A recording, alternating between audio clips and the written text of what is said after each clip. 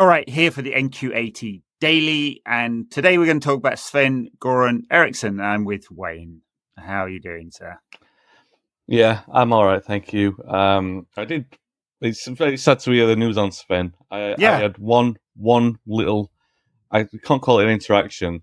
His management passed on. I don't know actually his management. I was passed on his mobile number when I was writing my book on David Beckham. Someone gave me the inclination that Sven would be up for doing an interview. So I sent him a message on WhatsApp, and like many other people in my life, Sven-Goran Eriksson blanked me, didn't respond to me. Ghosted by Sven. No, yeah, I got the double blue tick, so he read my message. So I mean, my claim to connection with Sven-Goran Eriksson goes as far as that, and talking to Martin Edwards about the how close it was that he came to becoming United manager. Yeah. Well, let's say some context because, why are we talking about Sven-Goran Eriksson? This is a United podcast. I mean, one, he's a major figure in the game. He's just passed away. I'm sure everyone's seen the news. Age 76, very long fight with cancer, and pancreatic cancer, I think. But he was very close to becoming United manager in 2002. You can give us the insight on how close. He was also Manchester City manager for a year or so.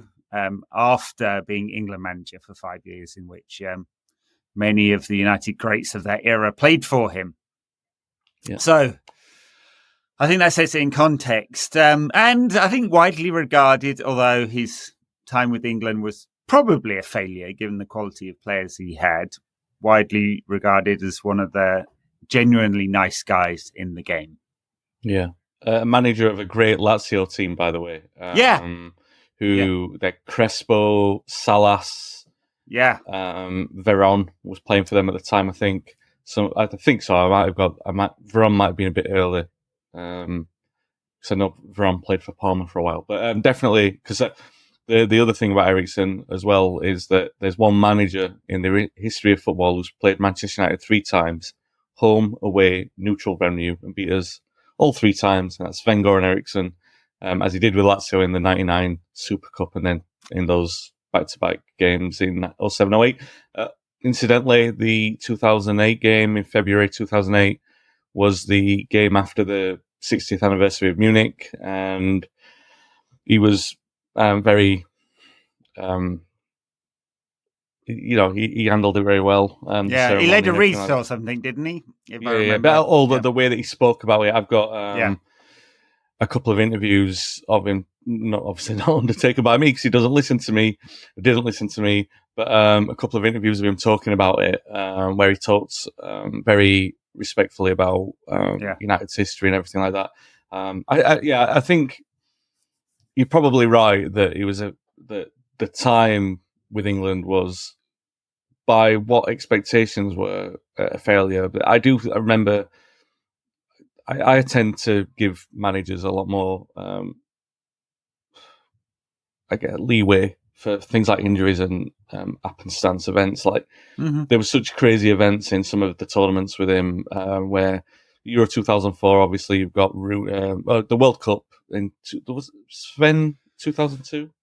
Wasn't he? Yeah. So England went out to Brazil. Yeah. Ronaldinho. You've got Rooney's red card. You've got Winkgate in 2000. You've got the Lampard's goal in that was past him at that point. Capello, So you had a bit of that, and obviously there was the biggest issue. Well, I said the biggest issue. There's some big issues in there. Ferdinand's suspension. Everyone remembers Gerrard, Lampard, and Scholes and everything, and not quite getting that right. And him famously saying afterwards it was probably a mistake because Scholes was more talented. And he should have found a place for him. But today it wouldn't be a problem. You'd play a very different system, but they were wedded to a 4-4-2. I mean, I think 2004. Obviously Rooney's breakthrough, and probably should have done better. Ended up losing on penalties to Portugal. I think Rooney was injured, right? He held off in that game. 2002, beaten by the eventual winners, but Brazil down to 10 men. I think there was kind of theme throughout Sven's time as England manager that somehow he just wasn't able to affect games with his, substitution. I remember that being a big discussion point. Although, like, for all the talent in that golden generation, I don't think the depth of talent was anywhere near what it is today. And partly that's because of the academy system really kicking in now and just churning out really high quality players. And back in 2002, that wasn't true. Like United's the 92 generation was an aberration. It was not the norm. Well, West Ham had a good at the late turn of the decade as well. Lampard, Joe Cole, Ferdinand all came out of that academy. Yeah. So probably Sven's time was a failure, and of course he kind of left in the cloud, didn't he? Because he was stung by the fate shake, and I can't remember. Was it Villa or was it? That wasn't United. He was linked with at that point. No, it was 2006, wasn't it? So I know he was linked with an English club and caught by the fake shake, saying he'd like to go if England can win the World Cup in 2006, which of course did not happen. Yeah, not the only England manager to be caught. This is the thing that.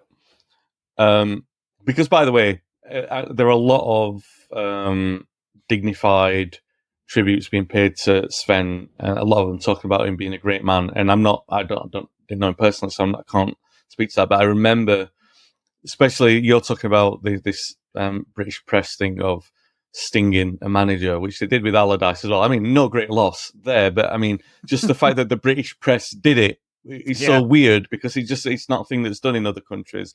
It's like, I don't know if anyone's ever seen the Alan Partridge skit in the This Time series where he's set up by Monty Don, or he sets up Monty Don, one of the rogue gardener show or something like that, and he's trying to set him up for a sting, and he's saying, what if someone gave you £1 million or something, and he's forced to sort of admit, well, for £1 million, yeah, I'd consider it, and he's like, I got you. Well, I think like the British press do that. Like, obviously, like those kind of things are going to turn your head, but then they paint them as a traitor. And I think that I feel like that was a British thing. I know I'm straight off the point here, but I feel like that was a British thing ever since 1990 with Robson, when Robson was going to go to PSV, and they sort of like made it clear he wasn't going to. He wouldn't get his contract renewed. So then it was like the British press turned against the England manager because they didn't want to be scorned again. They did it with Taylor, and obviously maybe not Venables, but Hoddle had it with the spiritual healer, and Keegan didn't want to deal it. So there was always this thing. But the point is that I do remember for a little time that Sven was a womanizer. Like, and I know that that's not really people not talking about it, and maybe you shouldn't, but I do remember that for maybe 2 years. Part of his character, It was, but it was massive part. I mean, it was wasn't it Ulrika? That he was. There were a couple. There was it Nancy Delolio was one. Yeah, Faria Alam was one. And I don't know why I remember the names, but it's so distinctive. And maybe it's because he was the England manager, and all of this was played out in the press. Now, I mean, he always looked like a retiring kind of guy, so I wouldn't imagine that he would have enjoyed that, nor his family. I don't pretend to know about his family situation and his marriage, and because he's obviously got children and everything, so I don't know if they were extramarital affairs or anything, but I do know that was played out in the press quite a lot, and it's funny to sort of see. It's the hypocrisy of the press, isn't it, really? They turn around and they sort of canonize someone on death, and they should do, really, because I don't think, by all accounts, from everything I've seen and read, he's obviously a good judge of character because he didn't talk to me, unlike you, Ed. I've never been ghosted by Sven. This is very true. All right, let's talk about. I mean your judgment. Obviously, talking to me. Sven's sound on that, but yeah.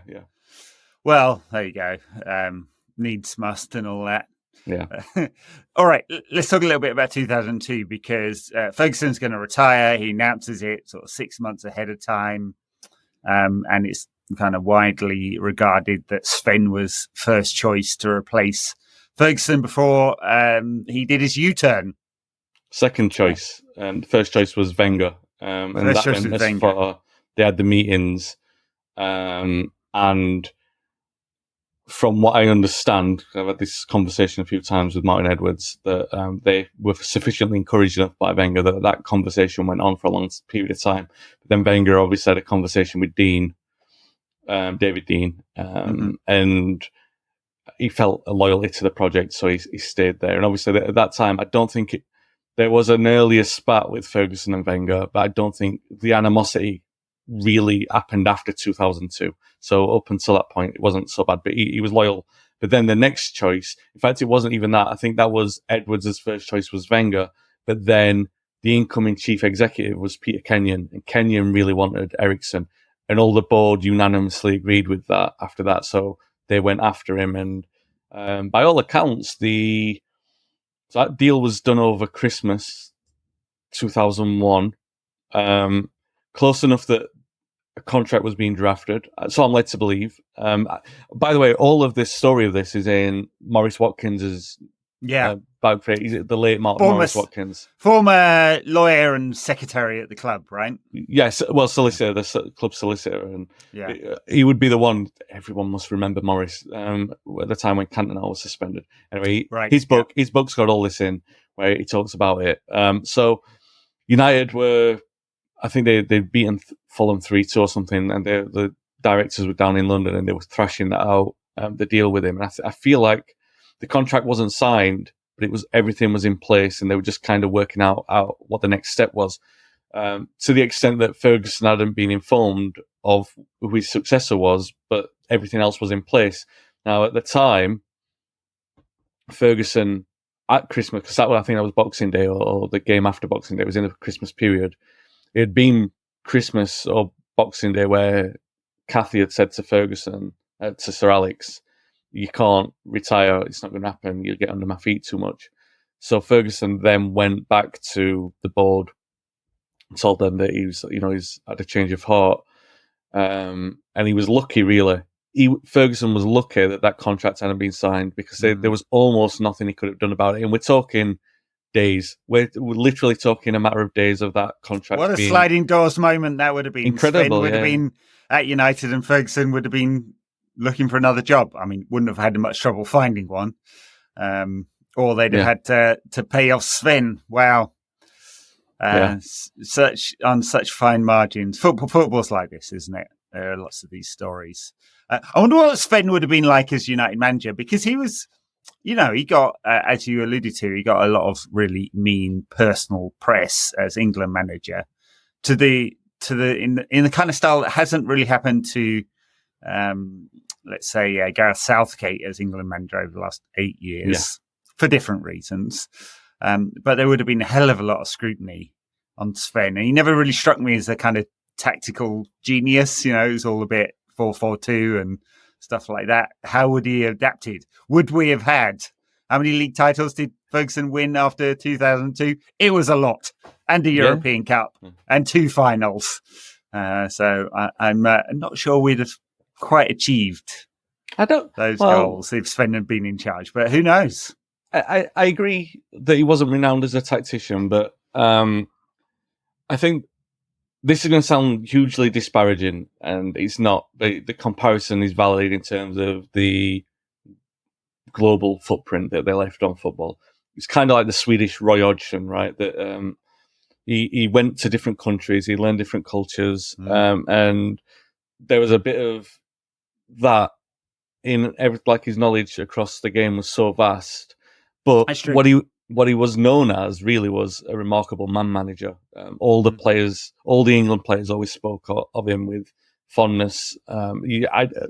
Very rare that you would find an England player, and nothing comes to mind right now of anyone who speaks badly of him. Obviously, Beckham loved him.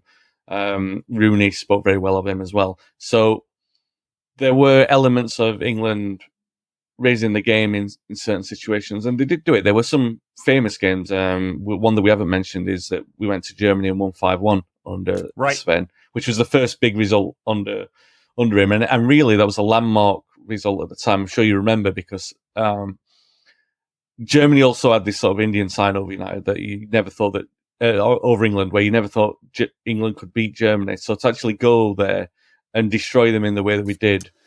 Yes, well, it's an anomaly when Emil Heskey scores in a 5-1 win. And who was it? Did Owen get a hat-trick in that one? And Gerrard got the other, because I remember it being like Liverpool 5, which he would have loved now. Obviously, we now know that he was a lifelong Liverpool fan. Yeah.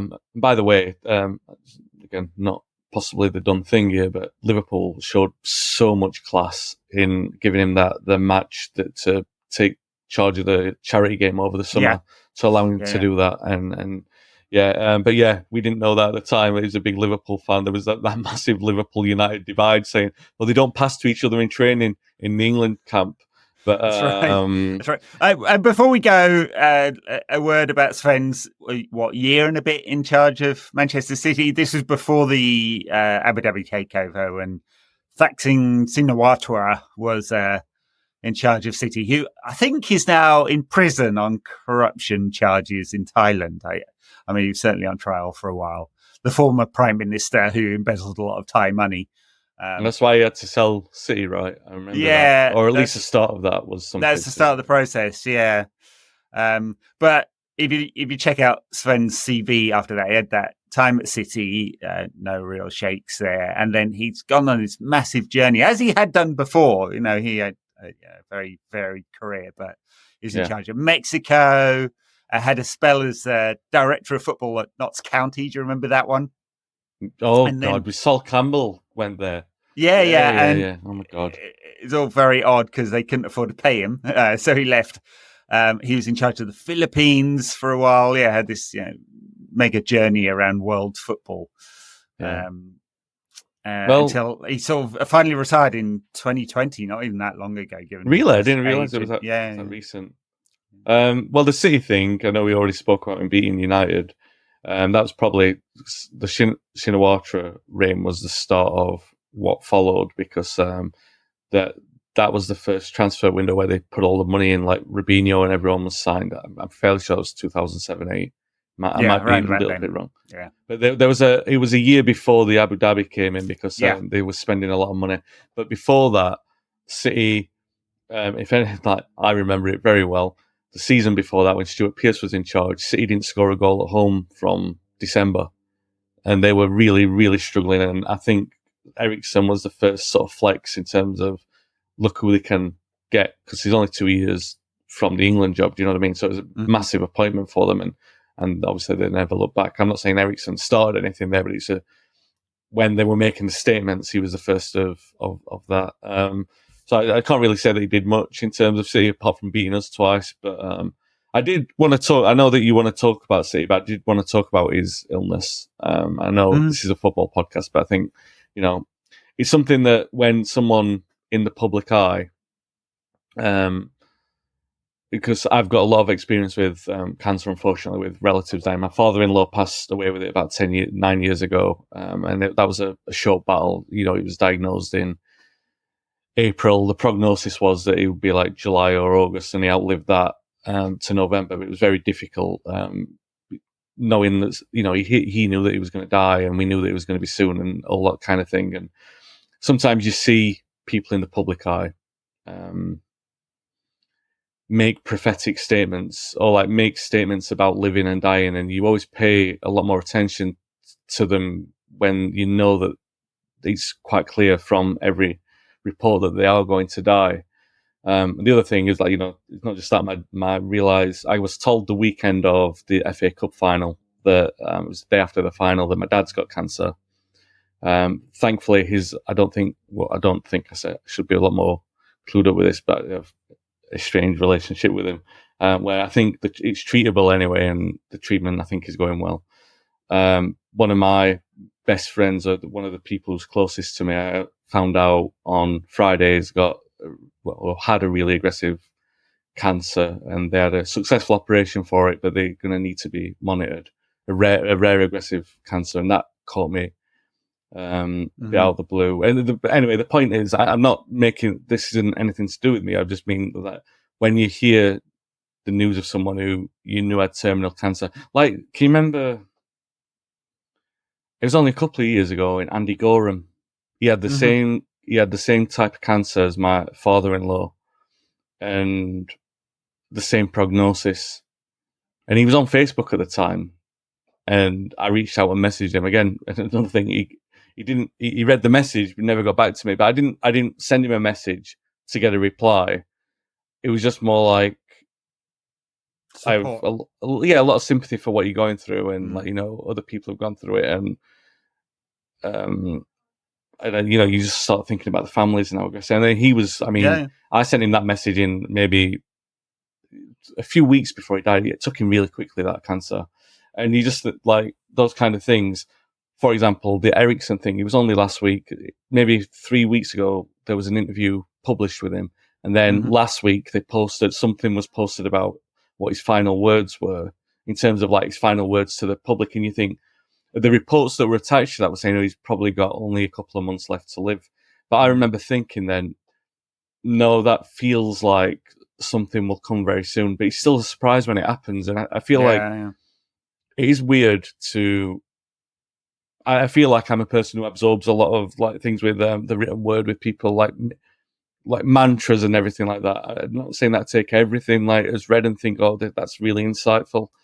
But I do find something, maybe it's like macabre fascination with the way that people, if you're in a position to be able to do it, that your last words are effectively public, and that's how you'll be remembered. I find it really interesting, and so it was interesting to see what he said, really. And I don't really have anything to add other than that's an observation, and it was weird to feel that today when, on the back of what he'd said last week, and in the light of everything that has happened to me over the last year or so. So, no, and he had a kind of, in a way, like, emotional send-off several times over, didn't he? Where he made appearances in public, clearly not looking himself, but some very emotional send-offs at various stadia around the world. And as you say, good for him, because he's deserved that. So sorry. All right, we'll leave it there. Just wanted to pay a little tribute to Sven and talk about his time. He was nearly United manager, but he wasn't. Goodbye, Sven, and thanks everyone for listening.